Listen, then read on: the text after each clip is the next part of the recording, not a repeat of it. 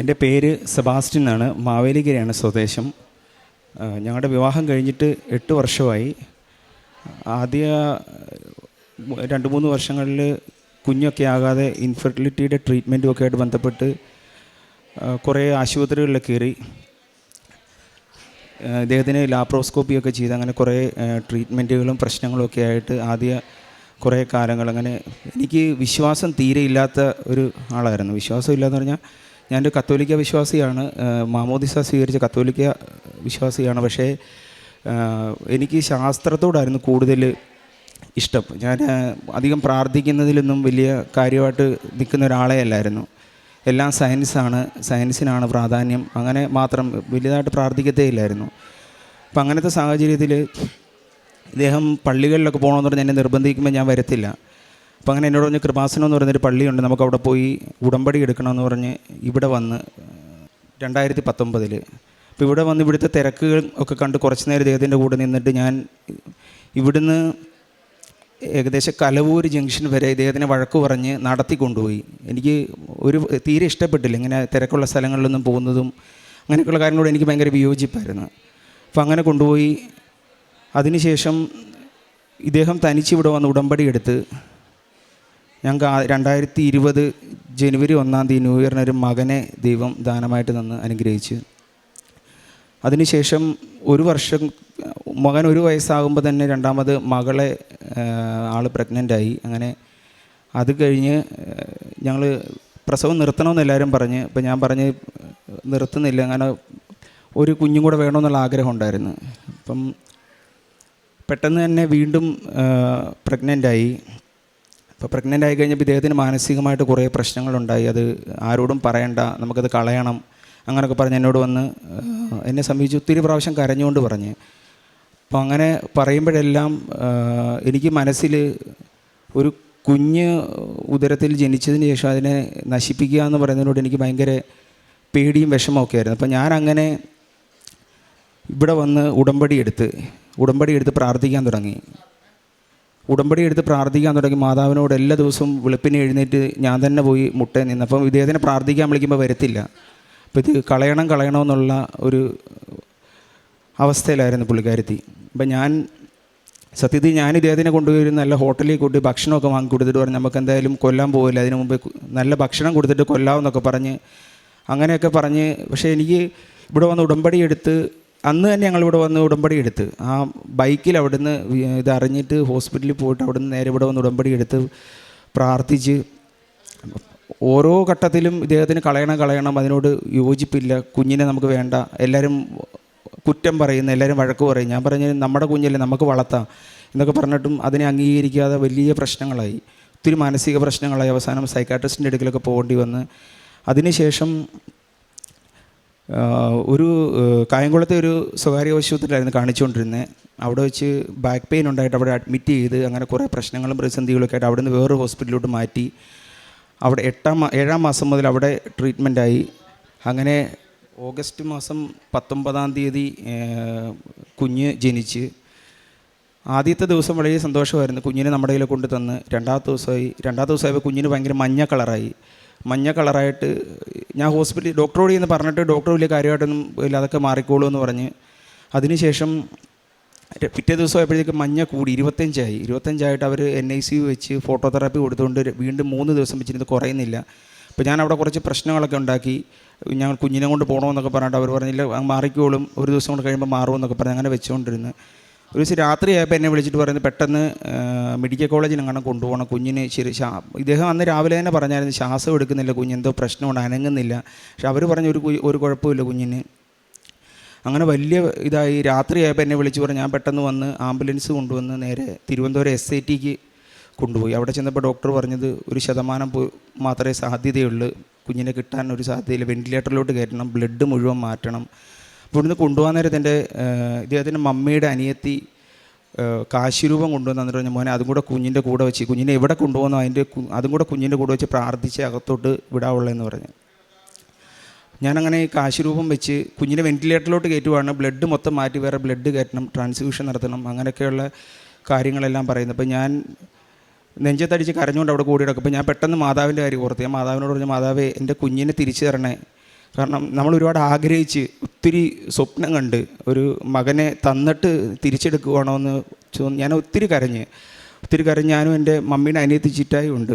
ചിറ്റ ഇവിടെ വന്നിട്ടുണ്ട്, ബീന ചിറ്റായും ഞാനും കൂടെ ആദ്യമായിട്ട് ആ ഹോസ്പിറ്റലിൽ ചെല്ലുന്നത്. ആ ഹോസ്പിറ്റലിൽ എങ്ങനെയാണെന്ന് രാത്രി ഏകദേശം 2 മണി സമയത്താണ്. അവർ കുറേ ടെസ്റ്റുകൾക്കുള്ള കാര്യങ്ങൾ തരുന്നു, അങ്ങോട്ട് ഓടുന്നു ഇങ്ങോട്ട് ഓടുന്നു, എവിടെ ചെല്ലണം എങ്ങോട്ട് പോകണമെന്നൊന്നും അറിയത്തില്ല. അവസാനം ബ്ലഡ് ബാങ്കിൽ പോയി അവർ ഒരു കവറിൽ ബ്ലഡ് തന്നു അവിടുന്ന്. ആ ബ്ലഡും കൊണ്ട് തിരിച്ചു വന്നിട്ട് ഇത് എങ്ങോട്ടാണ് പോകേണ്ടതെന്ന് അറിയത്തില്ല. അപ്പോൾ ചിറ്റ പെട്ടെന്നൊരു കൊന്ത എൻ്റെ കൊണ്ടുവന്നിട്ട് പറഞ്ഞു, മോനെ നീ ഈ കൊന്ത ആ ബ്ലഡിൻ്റെ മുകളിൽ വെച്ച് പ്രാർത്ഥിക്കാൻ പറഞ്ഞു. അപ്പം ഞാൻ പ്രാർത്ഥിച്ചത്, അമ്മേ ഈ രക്തം ആരുടേതാണെന്ന് എനിക്കറിയത്തില്ല, പക്ഷേ തിരുക്കുമാരൻ്റെ തിരുരക്തമാക്കിയിട്ട് എൻ്റെ കുഞ്ഞിൻ്റെ ജീവൻ തിരിച്ചു തരണമെന്ന് പറഞ്ഞ് പ്രാർത്ഥിച്ചുകൊണ്ട് കരഞ്ഞുകൊണ്ട് ഓടി. ആ ഹോസ്പിറ്റലിൽ ഈ ബ്ലഡ് കൊണ്ട് എവിടെയാണ് ചെല്ലേണ്ടത്, ആരുടെ കയ്യിലാണ് കൊടുക്കേണ്ടതെന്ന് എനിക്കറിയില്ല. അവിടുന്ന് കരഞ്ഞുകൊണ്ട് ഒരുപാട് സ്ഥലങ്ങളിൽ ചെന്ന് കയറിയിട്ടൊന്നും അറിയാൻ പറ്റുന്നില്ല എവിടെ ചെല്ലേണ്ടത്. അവസാനം സെക്യൂരിറ്റിയോട് ചെന്ന് വീട്ടിൽ ചോദിച്ചപ്പോൾ അവർ, ഞാൻ പറഞ്ഞതുപോലെ ഞങ്ങൾ പുറത്തൊരു ഹോസ്പിറ്റലായിരുന്നു ഡെലിവറി, അങ്ങനെ വയ്യാതെ കൊണ്ടുവന്നതെന്ന് പറഞ്ഞു. അങ്ങനെ അവർ വഴി പറഞ്ഞു തന്ന് അവിടെ കൊടുത്ത് ഈ ബ്ലഡ് കയറ്റി. അത് കഴിഞ്ഞപ്പോൾ തന്നെ ഡോക്ടർ പറഞ്ഞ് ഈ വീണ്ടും ബ്ലഡ് കയറ്റേണ്ടി വരും, വെൻറ്റിലേറ്ററിലാണ്, ചിലപ്പോൾ ഹൃദയം നിന്ന് പോവും, കുഞ്ഞ് മരണപ്പെട്ടു പോവും, അങ്ങനെ എല്ലാ സാധ്യതകളും ഉണ്ട് എന്നെല്ലാം പറഞ്ഞ് ബോധ്യപ്പെടുത്തി. അത് കഴിഞ്ഞ് ബ്ലഡ് കയറ്റി കഴിയുമ്പം ഞാൻ ചിറ്റാനെടുക്കുക എന്ന് പറഞ്ഞ, മോനെ ഇത് ഈശോയുടെ തിരുരക്തമല്ലടാ കയറ്റിയത്, ഇനി ഒരിക്കലും കുഞ്ഞിനൊരു ബ്ലഡും കയറ്റേണ്ടി വരത്തില്ല, കുഞ്ഞിനെ നമുക്ക് ദൈവം തിരിച്ചു തരുമെന്ന് പറഞ്ഞ്. അങ്ങനെ തിരിച്ചു തരുമെന്ന് പറഞ്ഞ് ഞാൻ ഒരുപാട് പ്രാർത്ഥിച്ച്. അവിടെ പ്രാർത്ഥനയോടെ ആ മെഡിക്കൽ കോളേജിൻ്റെ മുന്നിൽ ഞാൻ കിടന്ന്, എനിക്കൊരു ആഹാരം കഴിക്കാൻ തോന്നുന്നില്ല, ഒന്നും ചെയ്യാൻ തോന്നാത്ത സാഹചര്യത്തിൽ എല്ലാവരും രാത്രിയും പകലും ഉറക്കമുളച്ച് കുഞ്ഞിന് വേണ്ടി പ്രാർത്ഥിച്ചുകൊണ്ടിരിക്കുക. അങ്ങനെ കുഞ്ഞിനെ വെൻറ്റിലേറ്ററിൽ നിന്നൊക്കെ ഇറക്കി. കുഞ്ഞ് ഇപ്പം സൗഖ്യപ്പെട്ട് മാതാവിൻ്റെ തിരുനടയിൽ കൊണ്ടുവന്ന് സാക്ഷ്യം പറയാം എന്ന് പറഞ്ഞതിനാണ് ഞങ്ങളിവിടെ സാക്ഷ്യം പറയാൻ വേണ്ടി വന്നത്. മാതാവിനും തിരുക്കുമാരനും 1000 നന്ദി. നിലവിൽ എൻ്റെ ശാസ്ത്രത്തിന് പ്രാധാന്യം കൊടുക്കുന്നില്ല എന്നല്ല, ഈ ശാസ്ത്രത്തിൻ്റെ അടുക്കൽ നമ്മൾ എത്തണമെങ്കിൽ യേശുവിൻ്റെ കരസ്പർശം ഉണ്ടാവണം. അതാണ് എനിക്ക് മനസ്സിലായത്. കാരണം ഞാൻ ശാസ്ത്രത്തിന് മാത്രം പ്രാധാന്യം കൊടുത്ത് എൻ്റെ കുഞ്ഞിനെ കൊണ്ട് ഹോസ്പിറ്റലിൽ ചെല്ലാൻ പറയുമ്പോൾ ആ ഒരു മിനിറ്റിൽ അല്ലെങ്കിൽ ആ പറയുന്ന സമയത്ത് കുഞ്ഞിൻ്റെ ജീവൻ നിലച്ചു പോകുന്നതിന് മുമ്പ് അവിടെ എത്തിക്കുന്നത് ശാസ്ത്രമല്ല, അത് ദൈവത്തിൻ്റെ ഒരു കരുതലാണെന്ന് മനസ്സിലാക്കി ഈശോയിലും മാതാവിലും അടിയുറച്ച് വിശ്വസിച്ച് പ്രാർത്ഥനാ ജീവിതത്തോടെ കുടുംബസമേതം ഞങ്ങൾ മുന്നോട്ട് നീങ്ങിക്കൊണ്ടിരിക്കുക. ഇപ്പം ഉൽപ്പത്തി പുസ്തകം 22:14 തിരുവചനം അരുളി ചെയ്യുന്നു, കർത്താവിൻ്റെ മലയിൽ അവിടുന്ന് വേണ്ടത് പ്രദാനം ചെയ്യും.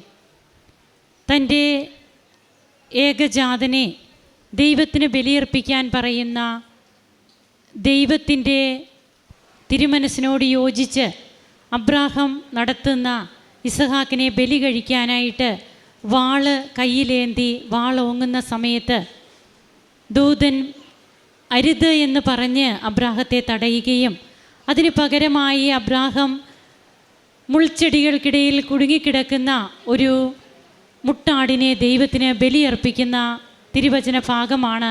അപ്പോഴാണ് അബ്രാഹാം പറയുക, യാഹ്വേ ഈരേ, കർത്താവിൻ്റെ മലയിൽ അവിടുന്ന് വേണ്ടത് പ്രദാനം ചെയ്യുമെന്ന്.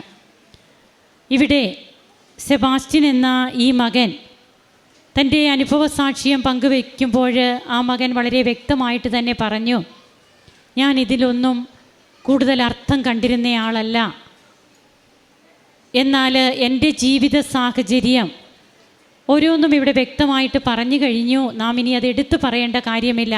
എന്നാൽ ഇന്ന് ഈ അൾത്താരയിൽ കയറി നിൽക്കുമ്പോൾ ശാസ്ത്രത്തെക്കാൾ ഉപരി ശാസ്ത്രത്തെയും വളർത്തുന്ന ദൈവം ഉണ്ട് എന്നുള്ളതാണ് ഈ മകനെ ഇവിടെ നിർത്തിയതെന്ന് ആ മകൻ്റെ വാക്കുകളിലൂടെ തന്നെ നാം കേൾക്കുകയുണ്ടായി. അതുകൊണ്ടാണ് വീണ്ടും ഉൽപ്പത്തി പുസ്തകത്തിൽ പറയുന്നുണ്ട്, ഞാൻ നിന്നെ സമൃദ്ധമായി അനുഗ്രഹിക്കും, നിൻ്റെ സന്തതികളെ ആകാശത്തിലെ നക്ഷത്രങ്ങൾ പോലെയും കടൽ തീരത്തെ മണൽത്തരി പോലെയും വർദ്ധിപ്പിക്കുമെന്ന്.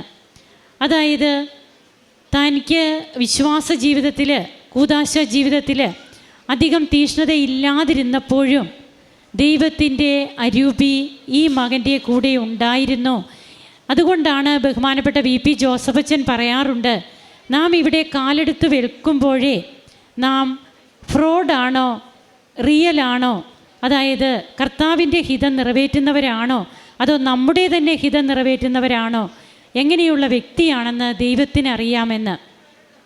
ഈ മകൻ്റെ ഉള്ള് അറിഞ്ഞ ദൈവത്തിന് ഈ മകന് ഈ കുഞ്ഞിനെ പ്രദാനം ചെയ്യണം എന്നുള്ള തീരുമാനമുണ്ടായിരുന്നു. അതിൻ്റെ കുറച്ച് വഴികളാണ് പിന്നീട് വളഞ്ഞ വഴികളിൽ കൂടിയും നേരെ എഴുതാൻ കഴിയുന്ന ഒരു ദൈവം ഉണ്ട് എന്നുള്ളത് ഈ ജീവിതാനുഭവത്തിലൂടെ നമുക്ക് കാണിച്ചു തരുന്നത്. അങ്ങനെ ഇന്ന് തൻ്റെ കുഞ്ഞുമായിട്ട്, കുഞ്ഞ് രക്ഷപ്പെടില്ല എന്നൊക്കെ പറഞ്ഞ് ആ കുഞ്ഞുമായിട്ട് ഇവിടെ വന്ന് നിന്ന് സാക്ഷ്യം പറയുമ്പോൾ തീർച്ചയായും ഈ കുടുംബത്തെ ആ ഒരു വിശ്വാസം തന്നെയാണ് മുമ്പോട്ട് നയിക്കുന്നത്. ഉടമ്പടി ജീവിതത്തിൽ തനിക്ക് കിട്ടിയ ആ ഊർജം, ആ ഉയിര്, അത് ദൈവത്തിൻ്റെ അരൂപിയുടേത് മാത്രമാണ് എന്നുള്ളത് ഉറക്കെ പ്രഖ്യാപിക്കുന്ന, ഉറക്കെ പ്രഘോഷിക്കുന്ന ഈ മക്കളോടൊപ്പം നമുക്കും കരങ്ങളടിച്ച് ദൈവത്തെ മഹത്വപ്പെടുത്താം. ഈശോയ്ക്കും അമ്മയ്ക്കും നന്ദി പറയാം. അത്യപൂർവ ദൈവാനുഭവങ്ങൾ ഇനി നിങ്ങൾക്കും സ്വന്തം. ഈ യൂട്യൂബ് ചാനൽ ഇതുവരെ സബ്സ്ക്രൈബ് ചെയ്തിട്ടില്ലെങ്കിൽ ഇപ്പോൾ തന്നെ സബ്സ്ക്രൈബ് ചെയ്യുക. ഈ വീഡിയോ ഇപ്പോൾ തന്നെ നിങ്ങളുടെ സുഹൃത്തുക്കൾക്ക് ഷെയർ ചെയ്തുകൊണ്ട് കർത്താവിൻ്റെ പ്രേക്ഷിതരാകുക.